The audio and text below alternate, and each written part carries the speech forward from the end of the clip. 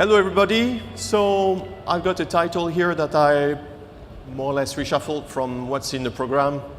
I have almost a question here. Smarter cards as a question mark. And in fact, I would like to demonstrate in the following session that yes, we finally have smart cards.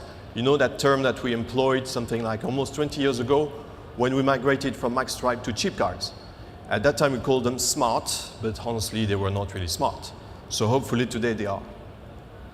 So a few words about Oberthur Technologies. First of all, we apologize for the name. It's almost impossible to pronounce in any language. So we like to be called OT, which is a little friendly nickname for us.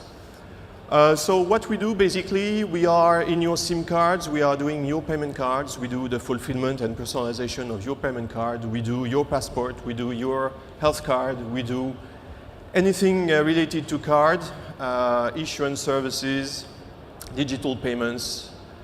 You see here a blend of figures, quite a big group in fact. And we've got a strong hub here in Dubai, serving the Middle East and Africa region. We are a French company initially. I'm French, based in Paris. So our booth, E20.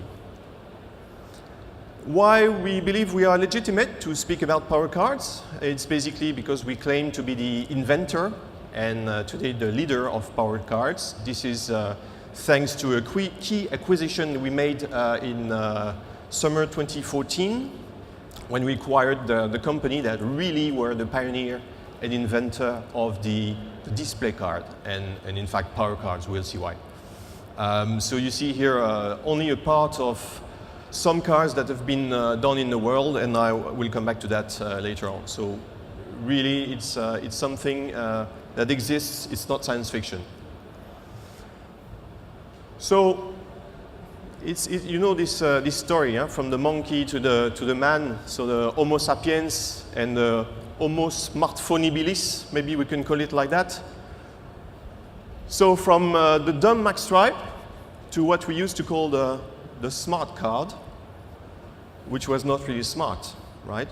And then adding contactless payment capability to those cards, down to what we believe would be the culmination of the smart payment cards.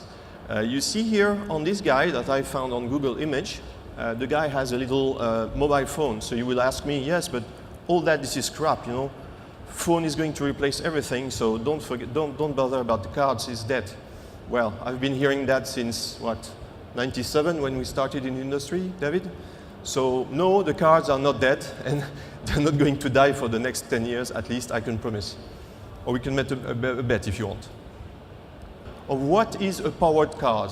Well, as the name suggests, it's a card that has a battery inside to bring some power.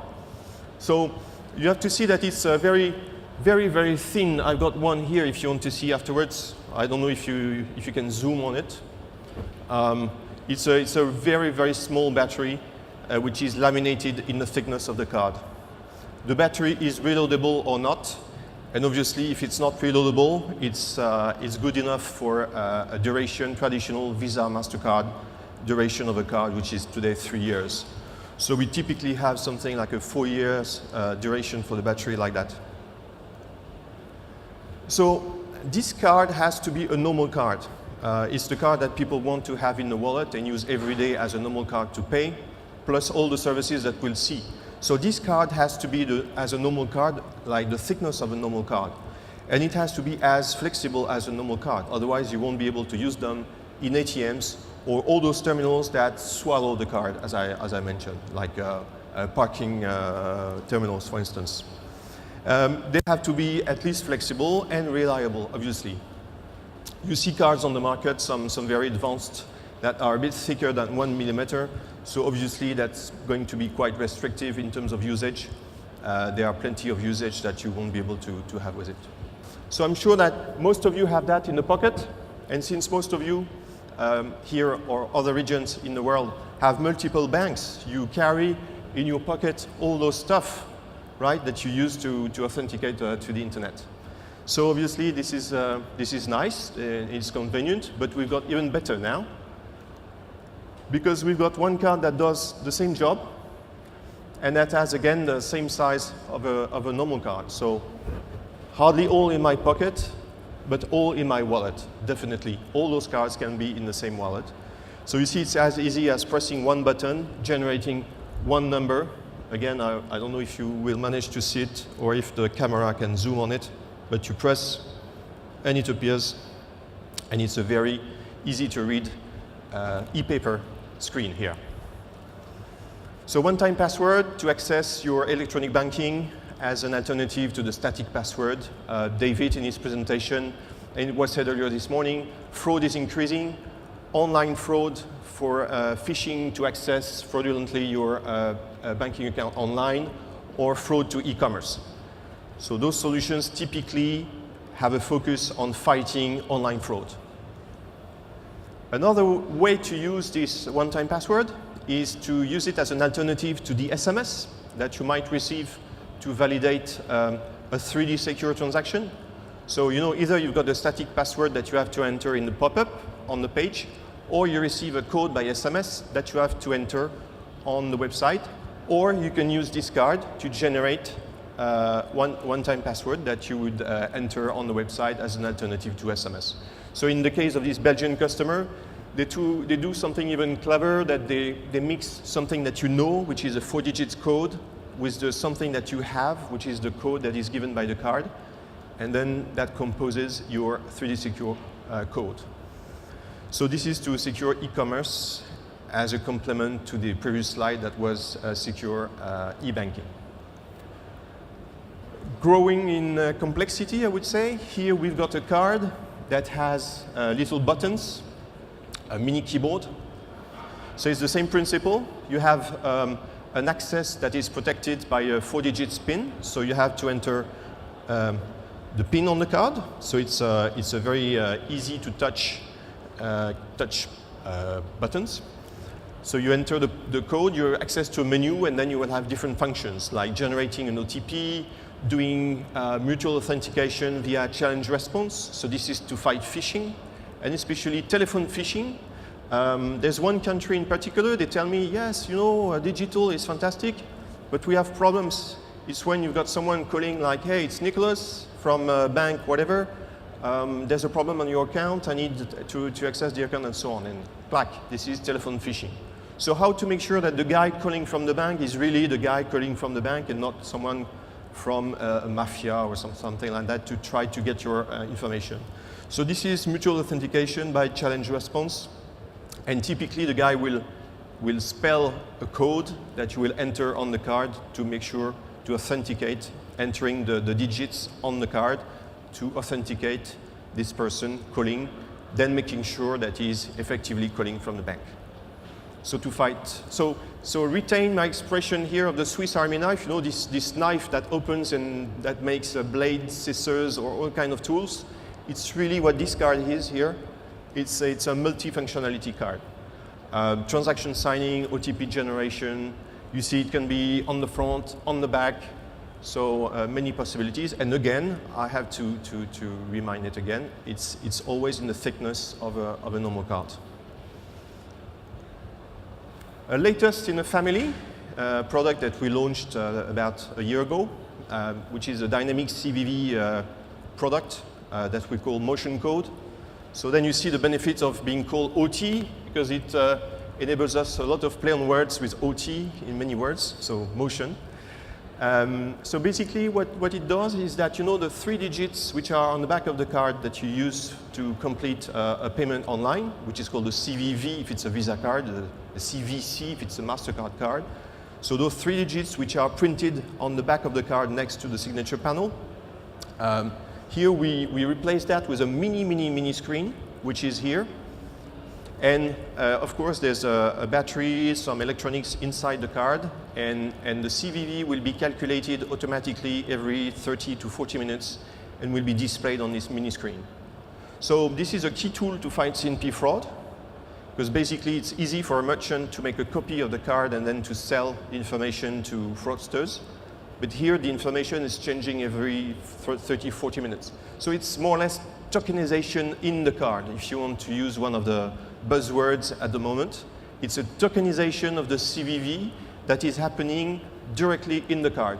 You see the value is permanently displayed on the display, so that whenever you need the card, you just have to take the card, read the card number, flip the card back, and then 3 digits, enter it on the web, and that's it.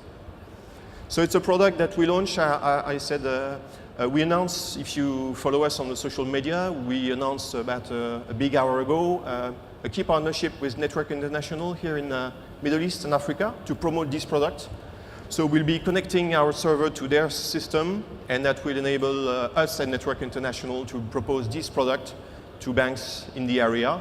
We've got already live pilots in France, Poland, Mexico, and many more countries coming, because it's an easy tool.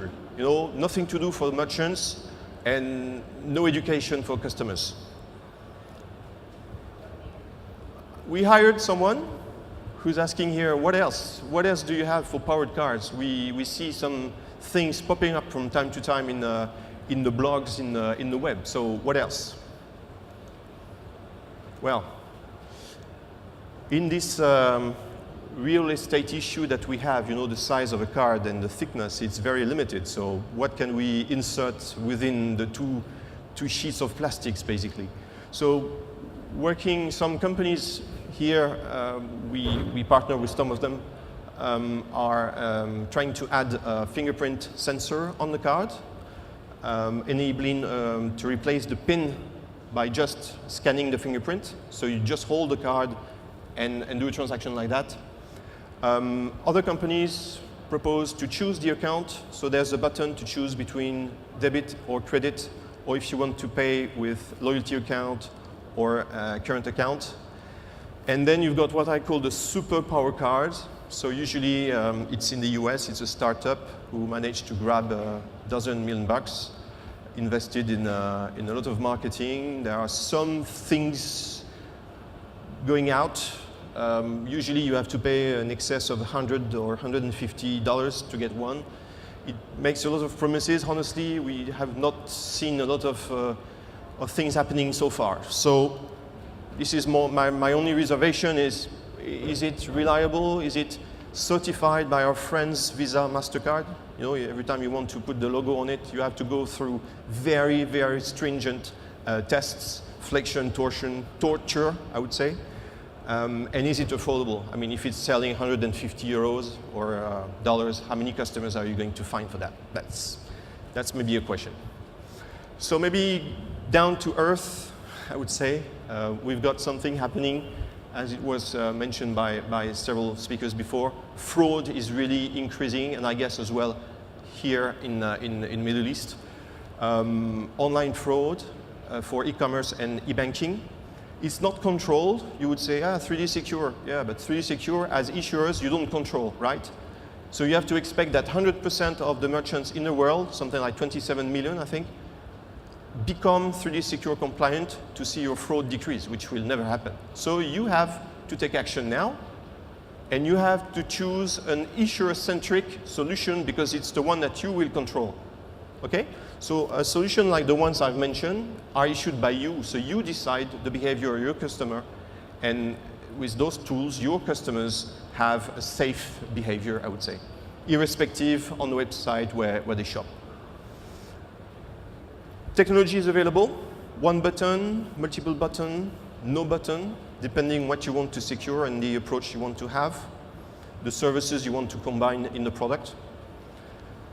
The business case, obviously, one question immediately like, is it expensive? Is it expensive? Yes, obviously, yes, the card is more expensive. You've seen all the electronics that we've put inside, but I can trust me, I can tell you, we've run the total cost of ownership and return on investment with many banks, all the banks signing today, and there is definitely an ROI.